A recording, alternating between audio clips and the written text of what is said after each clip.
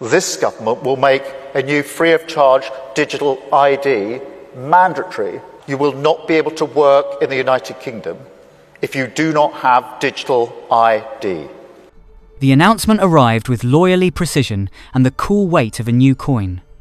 On a late September morning, the Prime Minister stood in London and said that Britain would move to a universal digital identity, a credential in a pocket that is not quite a card, a key that lives in a phone, a promise that the right to work and to rent and to receive services would be bound to a single, verifiable self. Old fears stirred immediately, because the country remembers the last time Whitehall tried to number the nation. That earlier project was born under Tony Blair and buried by the coalition with an Act of Parliament that not only repealed the scheme, but ordered the bonfire of the National Register itself. The ashes still glow in the memory of civil libertarians. Behind the speeches, the technology is not a single machine, but a choreography. A digital identity begins with proofing, the quiet ritual of answering the state's oldest question, who are you? In mature systems, the rules are codified in standards such as the United States National Institute of Standards and Technology's Digital Identity Guidelines, which separate identity proofing from authentication and federation like three interlocking cogs that must each bear their own weight. The proofing phase assigns levels of confidence in the real-world identity. Authentication later proves it is you each time. Federation assures a relying service that these proofs can travel safely across domains. Once the applicant is known to the issuing authority, cryptography gives the identity a spine. In Estonia, whose system is often invoked with a mixture of admiration and envy, the state issues a chip credential with asymmetric key pairs and certificates. With those keys, a resident can sign a tax return, open a prescription, even vote, and each signature carries the legal gravity of ink. It is not magic, it is public key infrastructure, carefully engineered, audited, and renewed. In the mobile age, the wallet may be a handset. A modern credential can be built as a verifiable credential, a document of claims signed by an issuer and held by a citizen. The citizen becomes a kind of lighthouse, beaming only the light required for a particular shore. When a pharmacist needs to know age, the presentation reveals age and withholds the street where you sleep. That selective disclosure is not courtesy but mathematics, specified in a web consortium standard and implemented across wallets and verification software. For face-to-face checks without paper, a credential may be realized as a mobile driving license, which is a standard with a bureaucratic name and a practical heart. The specification describes how a phone can present signed attributes to a nearby reader, and how a reader should trust only what the issuing authority vouches for.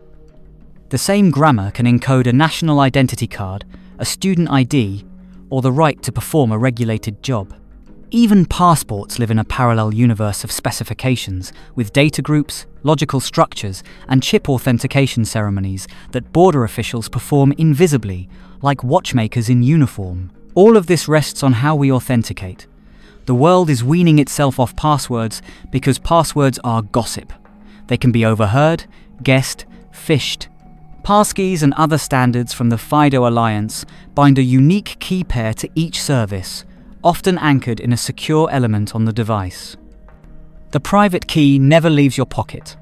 A face or a fingerprint unlocks the key locally, not across the wire, which means your body does not travel through the network like a passport waved in a storm.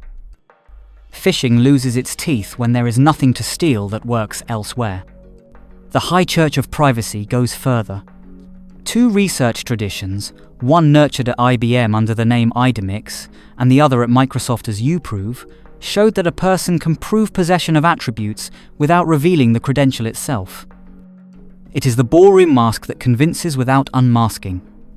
In these systems, issuance and presentation are unlinkable, so that even a curious issuer cannot follow you through your day. Revocation, the art of ungranting, is possible without tearing off the mask, through cryptographic accumulators and proofs.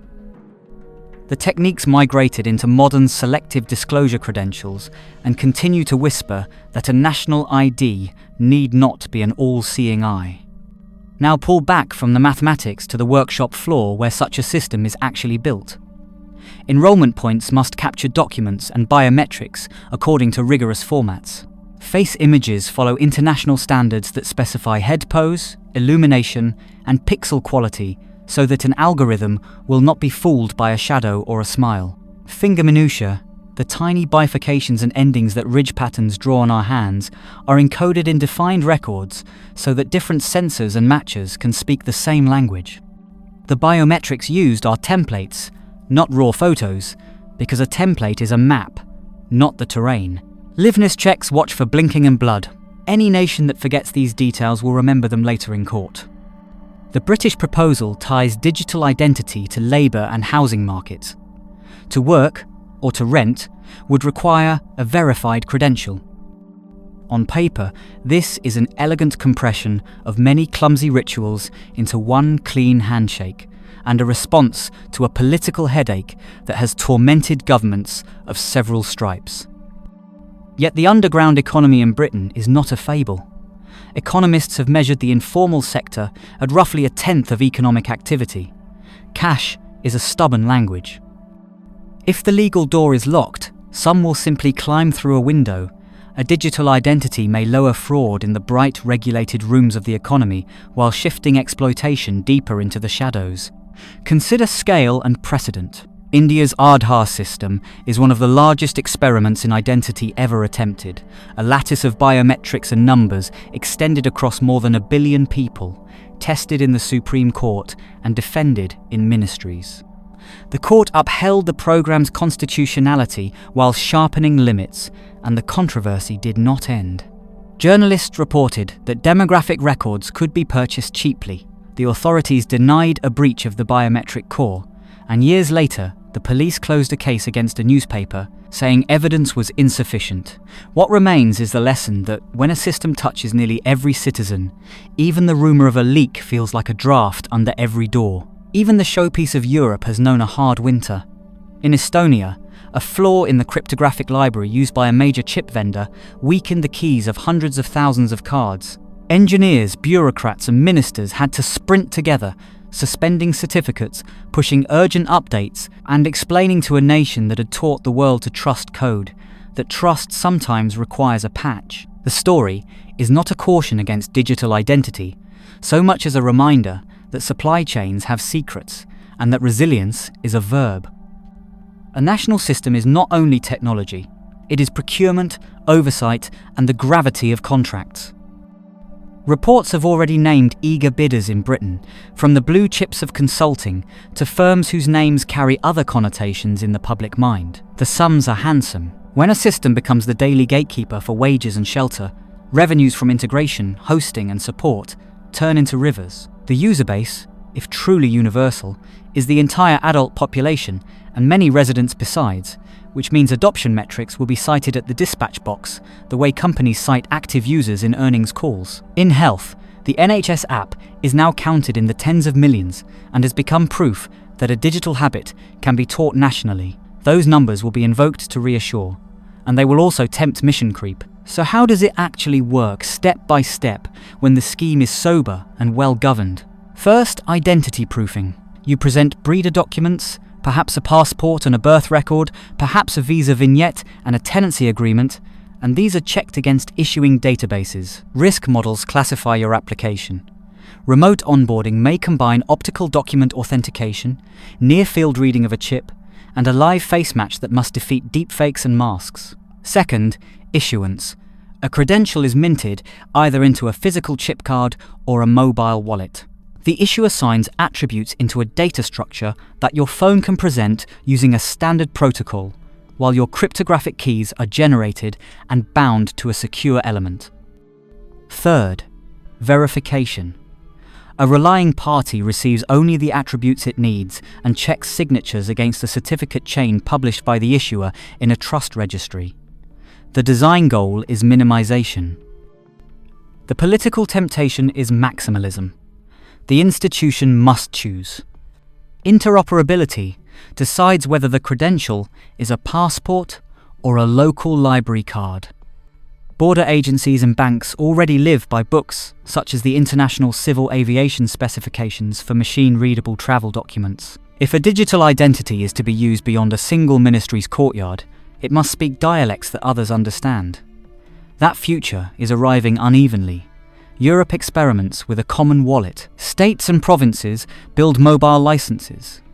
Banks adopt passkeys. These islands are drawing bridges toward each other, and with each bridge, the stakes rise, because a single floor can echo across many shores. There will be courtrooms.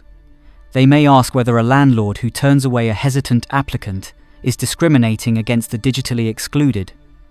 They may ask whether a breach of a subcontractor's analytics pipeline counts as a breach of the identity system itself. They may examine whether a face match threshold that works well for pale faces works equally well for darker ones, and whether the state knew.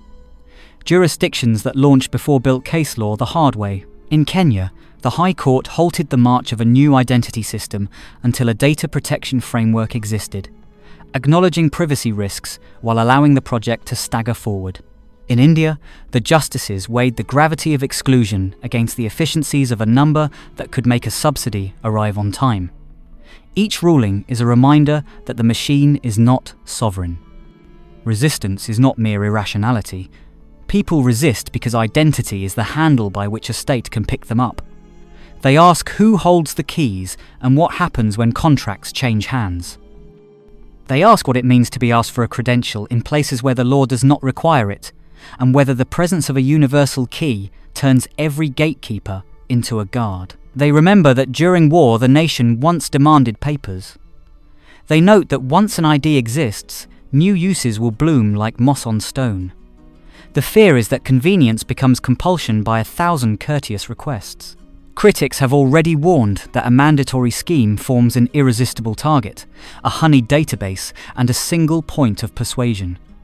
Supporters answer with encryption and governance charters, with audits and fines. The honest truth is that architectures reduce risk and politics decides the remainder. And yet there is dignity in getting the plumbing right. A digital identity that is built on selective disclosure, that stores only what is needed, that resists phishing and replay, that publishes revocation lists promptly, that allows offline proofs when the network dies, that is audited by people who sleep badly when they miss a floor, can give back hours to nurses and clerks. It can shrink lines. It can cut the oxygen to a slice of fraud that feeds on confusion.